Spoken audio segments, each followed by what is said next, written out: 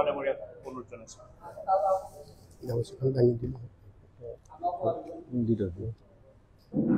সবে এখন এখন লৈ দীপা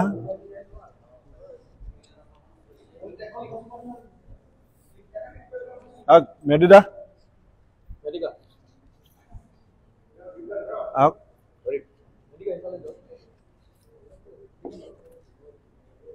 শৰ্মা এখন লওক এই তাৰপৰা লওক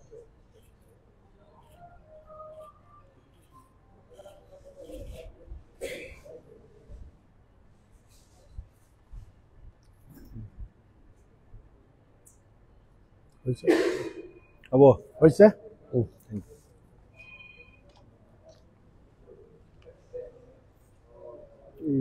এই মিডিয়াক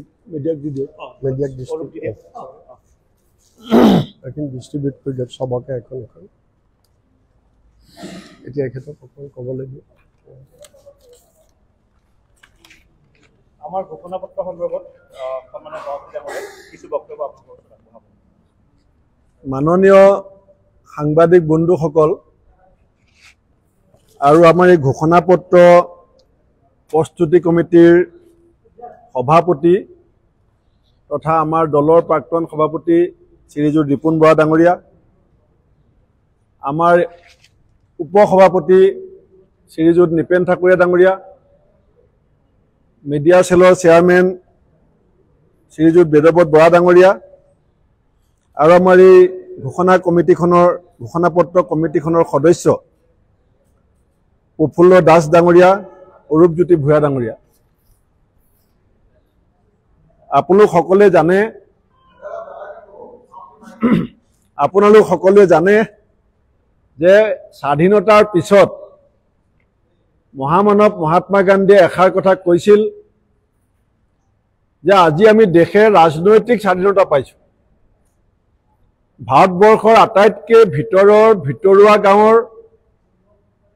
প্ৰতিগৰাকী ব্যক্তিয়ে যেতিয়ালৈকে আৰ্থ সামাজিক স্বাধীনতা নাপাব তেতিয়ালৈকে এই ৰাজনৈতিক স্বাধীনতা আমি পূৰ্ণাংগ হৈছে বুলি ক'ব নোৱাৰিম আৰু গান্ধীজীয়ে প্ৰথম সেই গ্ৰাম্য স্বৰাজৰ সপোন দেখিছিল কিন্তু বিভিন্ন প্ৰশাসনিক অসুবিধাৰ কাৰণে পঞ্চায়তী ৰাজ ব্যৱস্থাটো সংবিধান প্ৰদত্ত আইনী ব্যৱস্থা নকৰি directive principle of state policy কৰা হৈছিল কিন্তু পৰৱৰ্তী সময়ত তদনান্তীন দেশৰ প্ৰধানমন্ত্ৰী ৰাজীৱ গান্ধী ডাঙৰীয়াই সংবিধানৰ 64 এমেণ্ডমেণ্ট 64 নং সংশোধনৰ জৰিয়তে এই পঞ্চায়তী ৰাজ ব্যৱস্থা সাংবিধানিক এটা বিধি হিচাপে তেখেতে ঘোষণা কৰে মই কংগ্ৰেছ দলৰ পঞ্চায়তৰ ক্ষেত্ৰত যেটো অৱদান সেইকাৰণে কথাটো উল্লেখ কৰিছোঁ আৰু পৰৱৰ্তী সময়ত 64 এমেণ্ডমেণ্টৰ পাছত Panchayati Raj institution 73rd amendment আৰু urban local bodies 74th amendment act 73 আৰু 74 পঞ্চায়তী ৰাজ আৰু আৰবান লোকেল বডিৰ এই দুখন আইন হিচাপে সংবিধান প্ৰদত্ত বিধি হিচাপে কাৰ্যকৰী ৰূপ দিয়াত আমাৰ কংগ্ৰেছ দলৰ সেই সময়ৰ নেতৃত্বই যেটো ঐতিহাসিক সিদ্ধান্ত লৈছিল তাৰ ফলশ্ৰুতিত আজি ভাৰতবৰ্ষৰ গাঁৱে গাঁৱে এই যেটো আৰ্থ সামাজিক গ্ৰাম্য বিকাশৰ যেটো নীতি সেই নীতিটো আমি ফলপ্ৰসূ ৰূপ এটা দেখিবলৈ পাইছোঁ আমি ক্ষমতা বিকেন্দ্ৰীকৰণত বিশ্বাস কৰোঁ আজি অসমত যেটো পঞ্চায়ত নিৰ্বাচন হৈ আছে কংগ্ৰেছে যদি গুৱাহাটী উচ্চ ন্যায়ালয়ৰ দ্বাৰস্থ হোৱাৰ প্ৰস্তুতি নচলালেহেঁতেন হয়তো পঞ্চায়ত ইলেকশ্যন কেতিয়া হ'লহেঁতেন কোনেও ক'ব নোৱাৰে অসমৰ মুখ্যমন্ত্ৰীয়ে 18বাৰ পঞ্চায়ত নিৰ্বাচনৰ পাতিম বুলি কৈ পিছুৱাই আছিল আৰু আমি অসম প্ৰদেশ কংগ্ৰেছ কমিটিয়ে যেতিয়া গুৱাহাটী উচ্চ ন্যায়ালয়ত দ্বাৰস্থ হোৱাৰ সিদ্ধান্ত ললো তেতিয়া তেওঁ 11 মাহ দেৰিকে 2024 চনৰ ফেব্ৰুৱাৰী মাহত পঞ্চায়ত ভংগ হোৱাৰ পাছত 11 মাহ দেৰিকে এই পঞ্চায়ত নিৰ্বাচনটো ঘোষণা কৰিবলৈ বাধ্য হ'ল কাৰণ তেওঁলোকে বিজেপিয়ে বিশ্বাস কৰে যে দেশত মাত্ৰ এজন নেতা থাকিব লাগে এটা ভাষা থাকিব লাগে এটা ধৰ্ম থাকিব লাগে আৰু ওৱান ইলেকশ্যন বুলি তেওঁলোকে কয় তেওঁলোকৰ আছে one leader one language one religion one election কিন্তু তেওঁলোকৰ নীতিটোৱে পঞ্চায়তৰ বিৰুদ্ধে আৰু আমাৰ নীতিটো হৈছে ক্ষমতা বিকেন্দ্ৰীকৰণ সেইকাৰণে মই অসম প্ৰদেশ কংগ্ৰেছ কমিটিৰ সভাপতি হিচাপে আমাৰ ৰিপুন বৰা ডাঙৰীয়াক আৰু তেখেতৰ লগত 3 গৰাকী আমাৰ মাননীয় সদস্য বেদৱত বৰা ৰূপজ্যোতি ভূঞা প্ৰফুল্ল দাসক ধন্যবাদ দিব লাগিব যে অত্যন্ত অধ্যয়নশীল আৰু গৱেষণামূলক চিন্তা চৰ্চাৰে ৰাজ্যখনৰ গ্ৰাম্য আৰ্থ সামাজিক বিকাশৰ প্ৰতি আমাৰ যিটো দায়বদ্ধ চেতনা সেই চেতনাটোক বাস্তৱিক ৰূপ দিয়াৰ আমাৰ যিটো নৈতিক দায়িত্ব এটা ৰাজনৈতিক দলৰ সেই দায়িত্বটোৰ এক লিখিত দস্তাবেজ হিচাপে আমি এই ঘোষণা পত্ৰখন অসমৰ ৰাইজৰ শ্ৰীচৰণত অৰ্পণ কৰিছোঁ আৰু আমি দৃঢ় সংকল্পবদ্ধ যে আমি ইয়াত কোনো অত্যুৎসাহী কথা ক'বলৈ চেষ্টা কৰা নাই বাস্তৱিক ক্ষেত্ৰত গ্ৰাম্য আৰ্থ সামাজিক বিকাশৰ ক্ষেত্ৰত এটা দূৰদৰ্শী ৰাজনৈতিক দলৰ যিটো দায়িত্ব সেই দায়িত্ব পালন কৰিবৰ কাৰণে আমি এক নিখুঁত পৰিকল্পনা অত্যন্ত গৱেষণামূলক আৰু অধ্যয়নপুষ্টভাৱে এক নিখুঁত পৰিকল্পনা আৰু কমিটিখনেও গ্ৰাম্য জীৱনৰ সামাজিক দিশত জড়িত বহু ব্যক্তিৰ লগতো তেখেতসকলে আলোচনা দিহা পৰামৰ্শ লৈ এই পৰ্যায়ত আহি উপনীত হোৱাৰ কাৰণে আৰু তেখেতসকলে ইমান এটা দলৰ বৃহৎ দায়িত্ব এটা পালন কৰাৰ কাৰণে মই তেখেতসকলক ধন্যবাদ জনোৱাৰ লগতে এই ঘোষণা পত্ৰখনৰ সম্পৰ্কত মই ৰিপুন বৰা ডাঙৰীয়াকো বক্তব্য ৰাখিবৰ কাৰণে অনুৰোধ কৰিছোঁ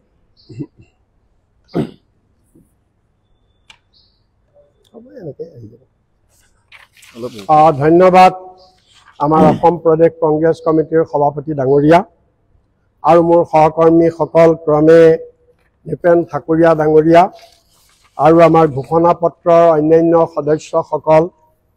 বেদব্ৰত বৰা প্ৰফুল্ল কুমাৰ দাস আৰু আমাৰ অৰূপজ্যোতি ভূঞা ডাঙৰীয়া সাংবাদিক বন্ধু বান্ধৱীসকল ইতিমধ্যে আমাৰ সভাপতিয়ে এই গোটেই কংগ্ৰেছ দলৰ পঞ্চায়তী ৰাজ ব্যৱস্থাত কংগ্ৰেছ দলৰ অৱদান কংগ্ৰেছৰ কেনেকৈ ব্ৰেইন চাইল্ড আছিলে মহাত্মা গান্ধীৰ কেনেকৈ ব্ৰেইন চাইল্ড আছিলে পঞ্চায়ত ৰাজ ব্যৱস্থা এই গোটেই কথাখিনি কৈছে মই সেইখিনি ৰিপিট কৰিব খোজা নাই আমি এই নিৰ্বাচনী ইস্তাহাৰখনত আমি মূলতঃ আমাৰ কংগ্ৰেছ দলে পঞ্চায়ত দখল কৰিলে আমাৰ পৰিকল্পনা কি আমি কেনেকৈ পঞ্চায়ত ব্যৱস্থাক আৰু শক্তিশালী কৰিম এই কথাখিনিয়ে বিশেষকৈ এই ইস্তাহাৰত এই ঘোষণা পত্ৰত আমি লিপিবদ্ধ কৰিছোঁ প্ৰথম কথাটো আপোনালোকে জানে যে সভাপতিয়ে যিটো কৈছিলে যে বিজেপিয়ে পঞ্চায়তী ৰাজ ব্যৱস্থাত কেতিয়াও বিশ্বাস নকৰে আৰু এইবাৰো তেওঁলোকে পঞ্চায়ত নিৰ্বাচন পাতিছে বাধ্যত পৰিহে কাৰণ আপোনালোকে জানে যে আমি সেইকাৰণে কৈছোঁ আমাৰ নিৰ্বাচনী ইস্তাহাৰত আমি কৈছোঁ যে আমি সময়মতে পঞ্চায়ত নিৰ্বাচন পাতিম এইবাৰো বিজেপিয়ে 1 বছৰ 3 মাহ দেৰিকে পঞ্চায়ত নিৰ্বাচন পাতিছে আৰু আপোনালোকে জানে কংগ্ৰেছৰ যদি ট্ৰেক ৰেকৰ্ড চাই তে যেতিয়া এজিপি চৰকাৰ আছিল আপোনাৰ 85ত এজিপি চৰকাৰ আছিল তেওঁলোকে পঞ্চায়ত নাপাতিলে 91ত কংগ্ৰেছ চৰকাৰ হ'ল হিতেশ্বৰ শইকীয়াৰ আমোলত পঞ্চায়ত পাতিলে 96 পৰা 2001 লৈকে এজিপি চৰকাৰ হ'ল প্ৰফুল্ল মহন্তৰ দিনত পঞ্চায়ত নাপাতিলে তাৰমানে এই বিৰোধী পাৰ্টি বিজেপিয়ে কওক এজিপিয়ে কওক বিৰোধী পাৰ্টি বিলাকে পঞ্চায়তী ৰাজ ব্যৱস্থাক শক্তিশালী হোৱাটো নিবিচাৰে কিন্তু 2001 চনত কংগ্ৰেছ চৰকাৰ যেতিয়া আকৌ আহিল তৰুণ গগৈদেৱৰ নেতৃত্বত তিনিটা টাৰ্মত নিয়মিতভাৱে পঞ্চায়ত নিৰ্বাচন অনুষ্ঠিত হৈছে আকৌ দুৰ্ভাগ্যৰ বিষয় যে 2021 যেতিয়া হিমন্ত বিশ্ব শৰ্মা আহিল আকৌ এই পঞ্চায়ত নিৰ্বাচন নিয়ম মতে নহলে 1 বছৰ 3 মাহ পিছুৱাই গল গতিকে আমি যেটো সাংবিধানিক যেটো বাধ্যবাধকতা আমি কংগ্ৰেছ দলে কৈছো যে আমি যেনেকে আগতে আমি নিৰ্দিষ্ট সময়ত পঞ্চায়ত নিৰ্বাচন অনুষ্ঠিত কৰা যেটো সাংবিধানিক দায়িত্ব সেইটো আমি পালন কৰিম আমি ইয়াত এই কথা আমি কৈছো এটো অতি জৰুৰী কথা দ্বিতীয়তে আমি আৰু এটা গুৰুত্বপূৰ্ণ কথা কৈছো যে যেটো এমজি এনৰেগা যিখন আইন এই আইনখন বিজেপি চৰকাৰে ভংগ কৰিছে এই আইনত কোৱা হৈছিল যে যিবিলাকে জব কাৰ্ড এপ্লাই কৰিব জব কাৰ্ড পাব তেওঁলোকক ন্যূনতম মিনিমাম 100 দিনৰ এবছৰত 100 দিনৰ কাম দিয়াটো বাধ্যতামূলক আইনখনে কৈছে ইট ইজ এ বাধ্যতামূলক কম্পালসৰি কিন্তু বিজেপি গভৰ্ণমেণ্টে পঞ্চায়তী ৰাজ ব্যৱস্থাত বিশ্বাস নকৰে কাৰণে তেওঁলোকে কি কৰিলে এই কাৰ্যকালত তেওঁলোকে জব কাৰ্ড হোল্ডাৰ সকলক তেওঁলোকে 100 দিনৰ কাম নিদিলে আমি এটা আপোনালোকক তথ্য দিব বিচাৰিছো এটো আমাৰ নহয় এটো সেন্ট্ৰেল গভৰ্ণমেণ্টৰ যেটো পিৰিয়ডিক ৰিভিউ ৰিপোৰ্ট এই পিৰিয়ডিক ৰিভিউ ৰিপোৰ্টত কৈছে আগৰ বিলাক আমি নাই আনা লাষ্ট 2 ইয়াৰ্ছৰ কথা কৈছো লাষ্ট 2 ইয়াৰ্ছত গোটেই মানে আমাৰ অসমত জব কাৰ্ড হোল্ডাৰ আছিলে 64,98,728 ইমানখিনি মানুহ জব কাৰ্ড হোল্ডাৰ আছিলে আমাৰ অসমত কিন্তু বিজেপি চৰকাৰে ইয়াৰে ভিতৰত কিমানক 100 দিনৰ কাম দিলে 1% নহয় মাত্ৰ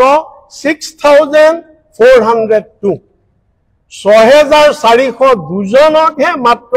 100 দিনৰ কাম দিব পাৰিলে বাকিখিনি মানুহক অৰ্থাৎ বাকি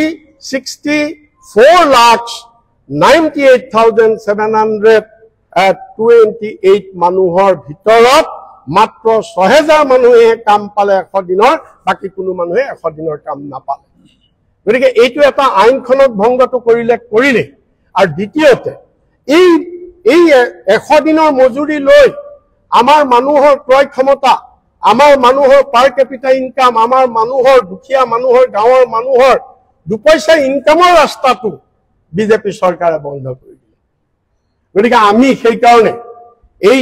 ইস্তাহাৰত আমি কৈছো যে আমাৰ চৰকাৰ আমাৰ যেতিয়া ২৬টো চৰকাৰ আহিবই মাত্ৰ তাৰ আগত এই পঞ্চায়ত হোৱাৰ লগে লগে আমি পুনৰ এই জব কাৰ্ড হোল্ডাৰ সকলে যাতে 100 ডেজৰ মিনিমাম কাম পায় তাক আমি নিশ্চিত কৰিম আৰু লগতে যেটো তেওঁলোকৰ মজুৰি এটো আগতে ফিক্স কৰা আছিলে এতিয়া 250 টকা একেবাৰে নগণ্য আজিকালি গতিকে আমাৰ সভাপতি এই কথাটো কৈছিল আগতে গতিকে ইয়াক আমি 400 টকা লৈ আমি বৃদ্ধি কৰিবলৈ আমি সিদ্ধান্ত লৈছো এটো এটা তৃতীয় কথাটো হৈছে বিজেপিয়ে কেনেকৈ পঞ্চায়ত ৰাজ ব্যৱস্থাক ধ্বংস কৰিছে যে প্ৰধানমন্ত্ৰী আগতে আছিল ইন্দিৰা আবাস যোজনা ঘৰ ইন্দিৰা গান্ধীক তেওঁলোকে বেয়া পায় কাৰণে নামটো বদলাই তেওঁলোকে কি কৰিলে পিএমএৱাই অৰ্থাৎ প্ৰধানমন্ত্ৰী আবাস যোজনা কৰিলে নামটোহে বদলালে আঁচনি একেই আচ্ছা যি নহয় নামটো বদলাই তেওঁলোকে ইয়াত ঘৰ যিখন কংগ্ৰেছৰ দিনত যেটো সিস্টেম 10 বছৰলৈ যিখন এখন লিষ্ট কৰে সেই লিষ্টৰ পৰাই দি থাকিব লাগে কিন্তু সেই লিষ্টখনৰ মানুহক দি তেওঁলোকে শেষ কৰিব নোৱাৰিলে আৰু যি নগণ্য মানুহক তেওঁলোকে ঘৰ দিলে 10টা বছৰত সোণোৱাল ডাঙৰীয়া আৰু হিমন্ত বিশ্ব শৰ্মা ডাঙৰীয়াই এই ঘৰ আজি অসম্পূৰ্ণ হৈ পৰি আছে পিএমএৱাই ঘৰবিলাক সব হাবদান পইচাটো লৈছে কৰবাত 2% 3% ঘৰ কমপ্লিট হৈছে সব হাবদান আপোনালোকে গাঁৱত গলে দেখিব সব সাবধান হৈ পৰি আছে গতিকে এই ধৰণে তেওঁলোকে পঞ্চায়তী ৰাজ ব্যৱস্থাক ধ্বংস কৰিছে আমি ইয়াক হবলৈ নিদো আমি সময়মতে পুঁজি মুকলি কৰি আৰু যাতে এটা বছৰৰ ফাইনেন্সিয়েল ইয়াৰৰ ভিতৰতে সেই কাম যাতে সম্পূৰ্ণ হৈ যায় আৰু যিমান বিলাক হাবদান ঘৰ আছে এই ঘৰ যাতে আমি সম্পূৰ্ণ কৰিব পাৰো তাৰ আমি ব্যৱস্থা কৰিম আৰু এইখিনি হোৱাৰ মূলতে কি হৈছে জানেনে কি কাৰণে MGNৰেগাৰ মানুহে 100 দিনৰ কাম নাই পোৱা কি কাৰণে PMAY ঘৰবিলাক হাবদান হৈ আছে ইয়াৰ মূল কাৰণটো হৈছে যে বিজেপি চৰকাৰৰ ডাবল ইঞ্জিন চৰকাৰ বুলি কৈ অহংকাৰ কৰা বিজেপি চৰকাৰৰ অকমান্যতা হিমন্ত বিশ্ব শৰ্মাই কেন্দ্ৰৰ পৰা পইচা আনিব পৰা নাই ৰুৰেল ডেভেলপমেন্টৰ যেটো পইচা দিব লাগে সেইটো কেন্দ্ৰই দিয়া নাই আৰু অসম চৰকাৰে যেটো নিজৰ অংশ দিব লাগে 10% 15% অসম চৰকাৰে সেইটো দিয়া নাই ক'ৰ পৰা দিব কেৱল ঋণ লৈ অন্য হিতাধিকাৰীহে কৰিছে গতিকে অসম চৰকাৰে দিব নোৱাৰাৰ কাৰণে আৰু কেন্দ্ৰীয় চৰকাৰে তাৰ কাৰণে মুকুলাই নিদিয়াৰ কাৰণে পুঁজিৰ অভাৱত পঞ্চায়ত চলাব পৰা নাই পঞ্চায়তৰ আঁচনি বন্ধ হৈছে আৰু পঞ্চায়ত ব্যৱস্থাক এওঁলোকে ধ্বংস কৰিছে গতিকে আমাৰ পঞ্চায়ত ব্যৱস্থা যেতিয়া হ'ব আমি তেতিয়া এই বিশৃংখল বিলাক আমি দূৰ কৰিব বিচাৰিছো আমি কৰিম মই গোটেইবিলাক বহুত দীঘল হ'ব মই নকওঁ মূল কেইটা যিকেইটা মেইন ইম্পৰ্টেন্ট সেলিয়েন্ট ফিচাৰ্স মই সেইকেইটা আপোনালোকৰ আগত দাঙি ধৰিছো আৰু এটা গুৰুত্বপূৰ্ণ কথা যে বৰ্তমান আপোনালোকে পঞ্চায়তত দেখিছে পঞ্চায়তত মাত্ৰ 3খন আঁচনি বৰ্তমান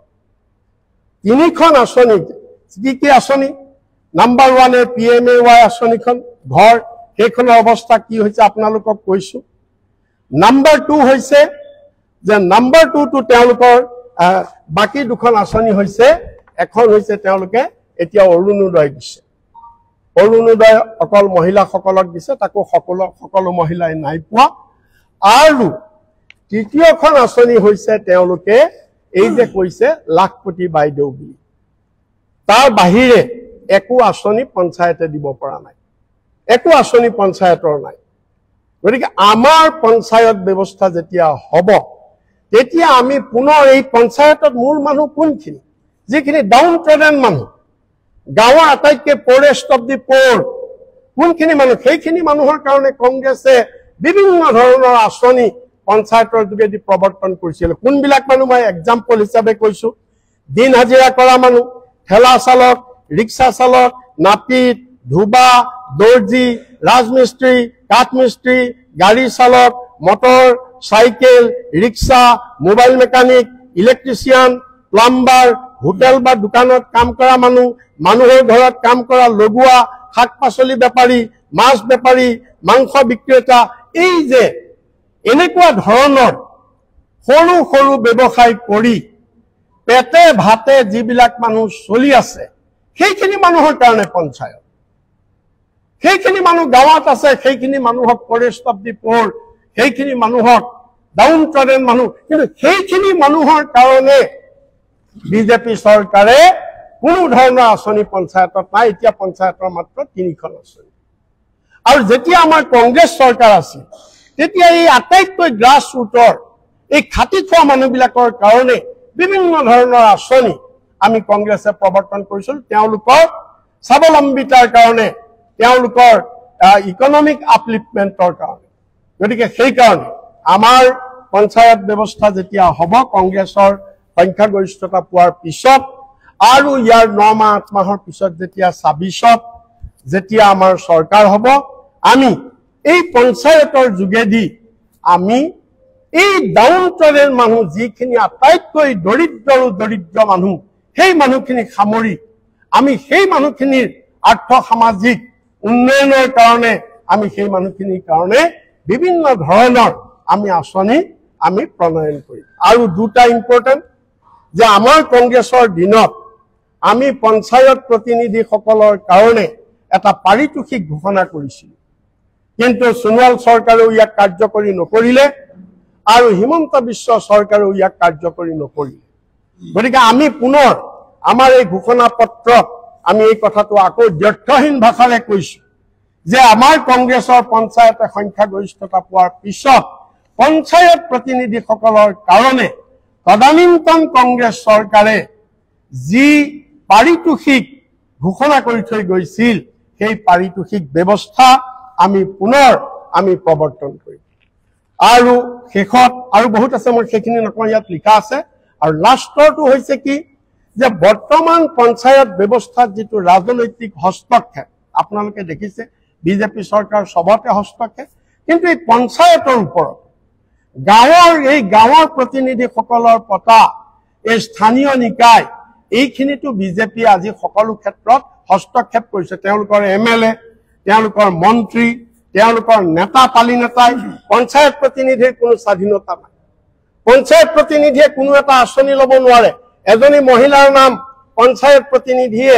এজনী মহিলাৰ নাম অৰুণোদয়ত দিব নোৱাৰে পঞ্চায়ত প্ৰতিনিধিয়ে এজনী মহিলাৰ নাম বৃদ্ধ পেঞ্চনত দিব নোৱাৰে পঞ্চায়ত প্ৰতিনিধিয়ে এজন মানুহৰ নাম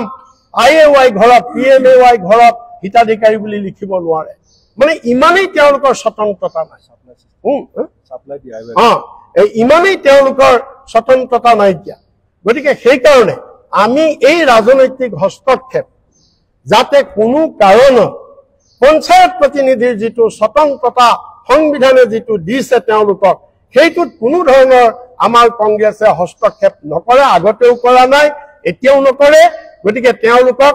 এম্পাৱাৰ কৰা হ'ব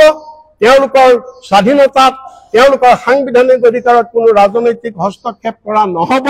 এতিয়া আঁচনি নিৰ্বাচন পুঁজি মুকলি কৰা সকলোতে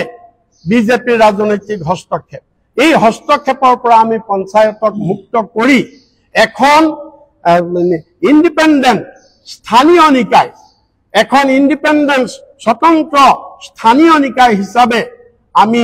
পঞ্চায়ত ব্যৱস্থাক আমি গঢ়ি তুলিম আৰু তাৰ জাগেদি যাতে 29টা বিভাগ আমাৰ কংগ্ৰেছে একদম সুন্দৰকে একশন প্ল্যান কৰি আমি 29টা বিভাগ পঞ্চায়তলৈ ট্ৰান্সফাৰ কৰাৰ কাৰণে আমি ব্যৱস্থা কৰিছিল government is a continuity process আমি য'ত এৰিলো তাৰ পৰা বিজেপি চৰকাৰ আৰম্ভ কৰিব লাগিছিল আমি তিনিটা বস্তু ফান্ড ফাংশনস এন্ড ফাংশনাই এই তিনিটা তৰফত এটা হৈছে 29টা বিভাগৰ ফান্ড পঞ্চায়তলৈ যাব লাগিব 29টা বিভাগৰ ফাংশনাৰী কৰ্মকৰ্তা পঞ্চায়তে পাব লাগিব আৰু 29টা বিভাগৰ ফাংশনস কাম কি হ'ব সেইখিনি পঞ্চায়তে পাব লাগিব এই ৰোড মেপ কৰি আমি কংগ্ৰেছে কাম আৰম্ভ কৰিছিল কিন্তু বিজেপি চৰকাৰ আহি ইয়াক পুনৰ বন্ধ কৰি দিলে ৰিভাৰ্স কৰি দিলে ফলস্বৰূপে পঞ্চায়ত বিলাক এতিয়া কি হৈ গল আমোলাতান্ত্ৰিক হৈ গল সেই কাৰণে আমি আমাৰ এই ইস্তাহাৰত কৈছো এই যে 29টা বিভাগ প্ৰকৃতাৰ্থত পুনৰ পঞ্চায়তলৈ আকৌ হস্তান্তৰ কৰি তৃণমূলক যাতে আমি সম্পূৰ্ণৰূপে গান্ধীজীৰ সপোনৰ গ্ৰাম্য স্বৰাজ আমি গঢ়ি যাতে মানুহক দুৱাৰ দলিত আমি যাতে প্ৰশাসন দিব পাৰো আমি সেই ব্যৱস্থালৈ আমি পুনৰ পঞ্চায়তক লৈ যোৱাৰ কাৰণে এই অংগীকাৰ আমি আগবঢ়াই আমি এই দস্তাবেজ আমি ঘোষণা পত্ৰ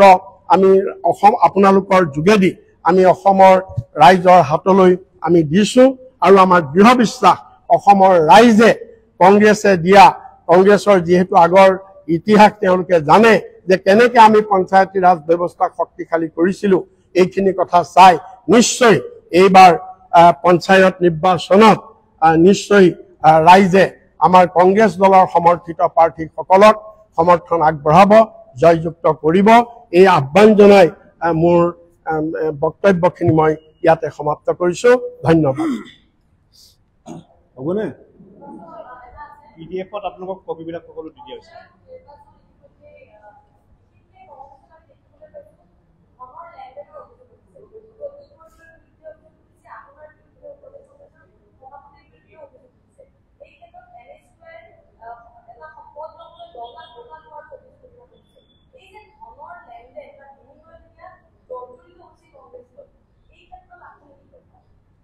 প্ৰথম কথা হৈছে এতিয়ালৈকে আমি 5খন জিলাৰ পৰা 17টা অভিযোগ পাইছো আৰু মই আমাৰ নেতা AICC সাধাৰণ সম্পাদক জিতেন্দ্ৰ সিং ডাঙৰীয়াক এখন এনকুৱাৰী কমিটি গঠন কৰিবৰ কাৰণে প্ৰস্তাৱ দিছো তেখেতে মোক নাম সাজেষ্ট কৰিবৰ কাৰণে কৈছিলে কিন্তু মই তেখেতক কৈছোঁ যে মই নাম সাজেষ্ট কৰাটো সঠিক নহ'ব আপুনি মোক নামকেইটা কৈ দিলে মই এখন কমিটি ঘোষণা কৰি দিম আৰু তথাপিতো মই আপোনালোকক কৈছোঁ যে মই 3গৰাকী নেতাৰ নাম সভাপতিৰ কাৰণে প্ৰস্তাৱ দিছিলোঁ AICC যে হয় আমাৰ দেৱব্ৰত শইকীয়া ডাঙৰীয়াক দিব লাগে চেয়াৰমেন নহ'লে গৌৰৱ গগৈ ডাঙৰীয়াক দিব লাগে নহ'লে পৱন সিং ঘাটোৱাৰা ডাঙৰীয়াক দিব লাগে এই 3জনৰ ভিতৰত এজনক এনকুৱাৰী কমিটিখনৰ চেয়াৰমেন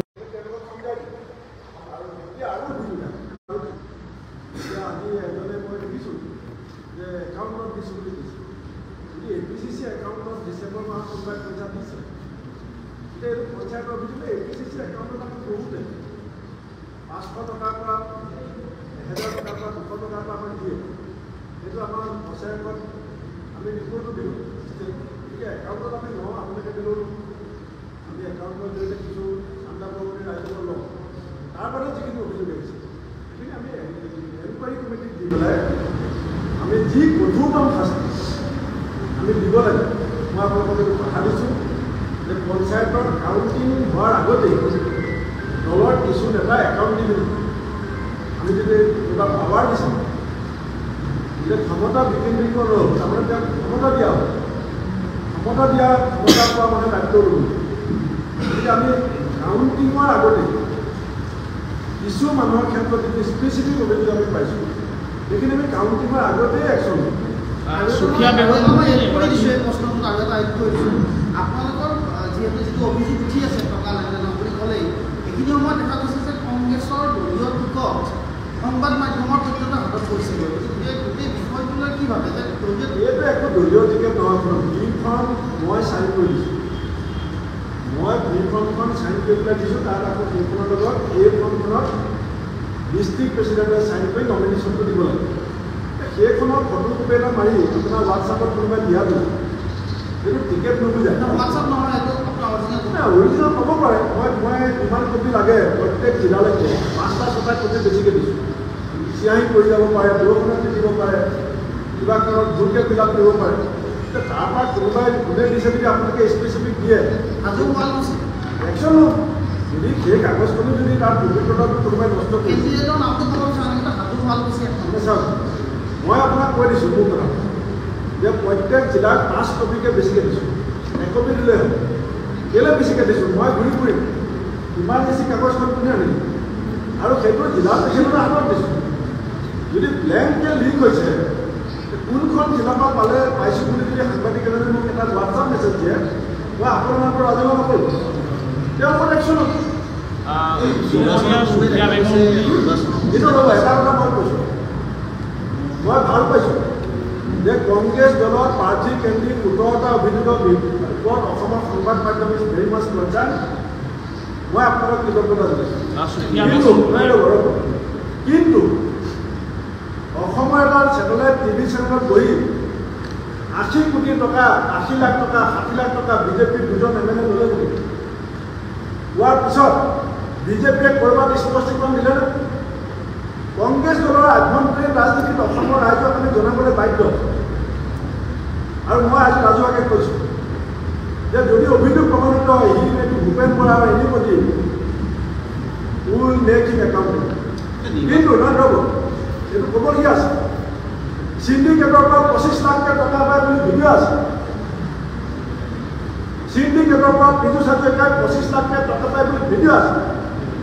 মোৰ বিৰুদ্ধে এটা ভিডিঅ' ওলাইছিলে মই হাতীগাঁও থানাত এপ্লাই দিছোঁ ভিডিঅ' ওলাইছিল মোৰ তাত কোনো ইনভলভমেণ্ট নাই যোনে ভিডিঅ' শুনে তেওঁলোকে গম পাব যে ভূপেন বৰাৰ ইনভলভমেণ্ট নাই এজন মানুহে কৈছে যে আমুকক টকা দিলোঁ তামুকক টকা দিলোঁ ছাৰক টকা দিব লাগে মই কেছ দিছোঁ কিন্তু পীযুষ হাজৰিকাই 25 লাখ টকা লয় বুলি ক'লে কি হ'ল কিয় কেছ নিদিয়ে কিয় এফআইআৰ নিদিয়ে কিয় এৰেষ্ট নকৰে কিয় আপোনালোকে মাত নামাতে অসমৰ বিৰোধী থাকিব লাগে নে নালাগে আজি নদুৱাৰৰ MLA পদ্ম হাজৰিকা কি বুলি লিখিছে ফেচবুকত কংগ্ৰেছ মুক্ত হোৱাৰ বিষয়ে নদুৱাৰ সমষ্টি বহাগ বিহু অসমীয়া জাতীয় উৎসৱ আৰু পঞ্চায়ত ইলেকশ্যন গণতন্ত্ৰৰ উৎসৱ এই গণতন্ত্ৰ উৎসৱ নদুৱাৰ সমষ্টিত কোনে ধ্বংস কৰিলে? নদুৱাৰ সমষ্টিৰ ৰাইজৰ হাতৰ পৰা ভোটাধিকাৰ কোনে কাঢ়ি নিলে? ঢেকীয়াজুলি। এই প্ৰশ্ন কোনেও নুসুধে।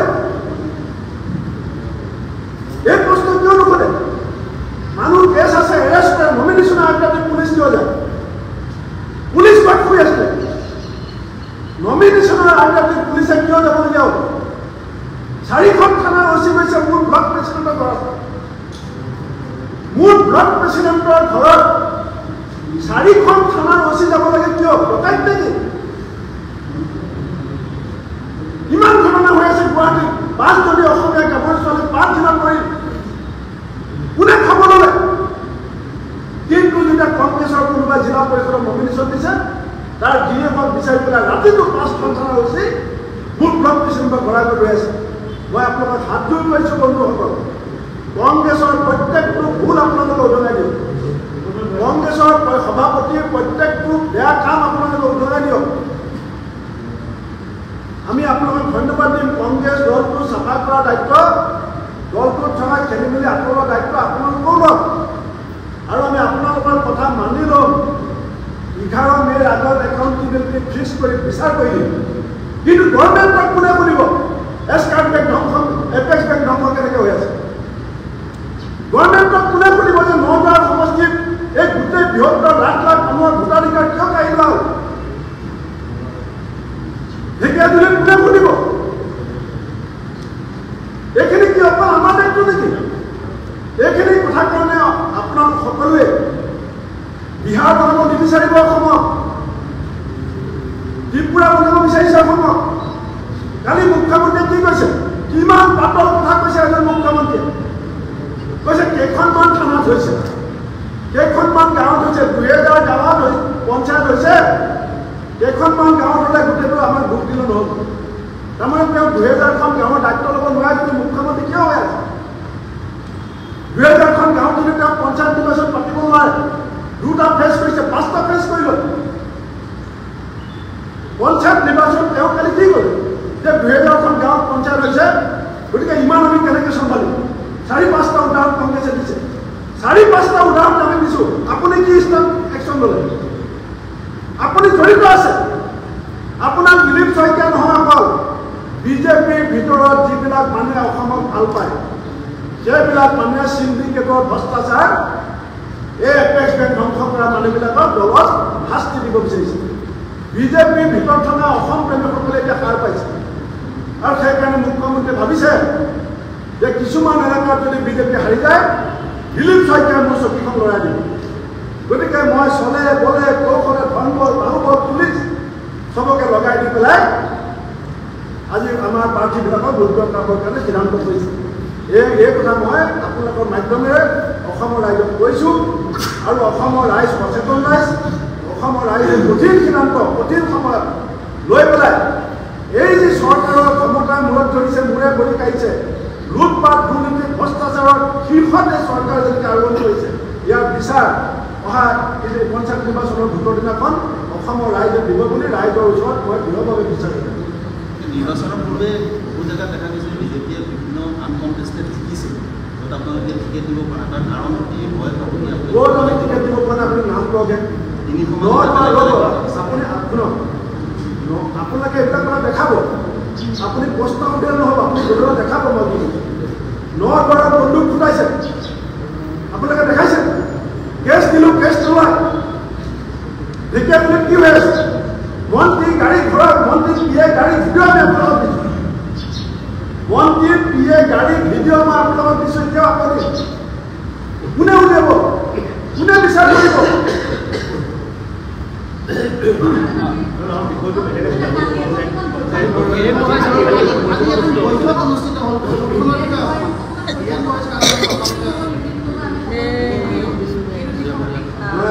আপোনালোকে সকলোৱে জানে যে অসমৰ বিশিষ্ট চিন্তাবিদ ডক্টৰ হীৰেণ গোহাঁই ডাঙৰীয়াই আৰু নাগৰিক মঞ্চই আমাৰ বিৰোধী যিসমূহ ৰাজনৈতিক দল আছে, তেখেতসকলৰ মাজত এটা 2026 চনৰ নিৰ্বাচনৰ এটা সমন্বয় তেওঁলোকে তেওঁলোকে দায়িত্ব জাতীয় দায়িত্ব এটা পালন কৰিছে কি কৰি আছে ডক্টৰ হীৰেণ গোহাঁই ছাৰে কালি নৱবৰ্ষ উপলক্ষে মোক মাতিছিলে চাহ খাবলৈ আৰু তাত মই যেতিয়া গৈছোঁ আমাৰ অন্যান্য যিসকল ৰাজনৈতিক নেতা বিশিষ্ট অধিবক্তা শিক্ষাবিদ সামাজিক ক্ষেত্ৰত কাম কৰা ব্যক্তি আপোনালোকে ফটোখন মই পূজাও দিছোঁ আমি লগ পাইছোঁ যথেষ্ট সৌহাৰ্দ্যমূলক আলোচনা হৈছে আৰু সেই আলোচনাটোৱে পঞ্চায়ত কেন্দ্ৰিক একেবাৰে এই আলোচনাটোৰ যিটো ফলপ্ৰসূ ৰূপ সেইটো 11 মাহৰ পিছত আপুনি দিব নিশ্চিত আজি নলিনজ্যোতি গগৈয়েও কৈছে আগৰ ভুলবিলাকৰ শুধৰণি কৰিব লাগিব তেওঁলোকে বিচাৰিছিলে কিন্তু নহ'বগৈ পঞ্চায়তত ভূপেন্দ্ৰ ডাঙৰীয়া মোৰ প্ৰশ্ন হৈছে যে সুকীয়া বেগমে এটা অভিযোগ আনিছিলে স্পেচিফিকলি মই সেইটোৰ ওপৰত সুধিব লাগিব যে আপোনাৰ ঘনিষ্ঠ বা আপোনাৰ লগতে থকা আমি এজন ব্যক্তি বা আন দুগৰাকী ব্যক্তিৰ কথা উল্লেখ কৰিছে আৰু স্পষ্টকৈ তেওঁ প্ৰুফ দেখাই দিছে যে ক'ত কিদৰে পইচা তেওঁ প্ৰদান কৰিছে এই গোটেই বিষয়টোৰ ওপৰত এই ঘনিষ্ঠ শব্দটো ব্যাখ্যাটো আপোনালোকে আৰু পুকেকে নকৰিব মই প্ৰদেশ কংগ্ৰেছৰ সভাপতি মোৰ প্ৰদেশ কংগ্ৰেছৰ প্ৰত্যেকগৰাকী বিষয়ববীয়াৰ লগত মোৰ ঘনিষ্ঠ মোৰ নিপেন ঠাকুৰীয়াৰ লগত যিমান ঘনিষ্ঠ ৰিপুটৰ মোৰ সিমানেই ঘনিষ্ঠ মোৰ প্ৰতিগৰাকী জিলা সভাপতি মোৰ ঘনিষ্ঠ হ'বই লাগিব মোৰ প্ৰতিগৰাকী দলৰ বিষয়ববীয়া মোৰ ঘনিষ্ঠ কিন্তু মই কি কৈছোঁ যে মই লক্ষ্মণ বৰ্জন কৰিম যেতিয়া ৰেকৰ্ড আহিব মই আপোনালোকে এই প্ৰশ্ন আকৌ সুধিব আজি শেষ নকৰিব লক্ষ্মণ বৰ্জন ভূপেন বৰাই কৰিম আহি থকা ধন্যবাদ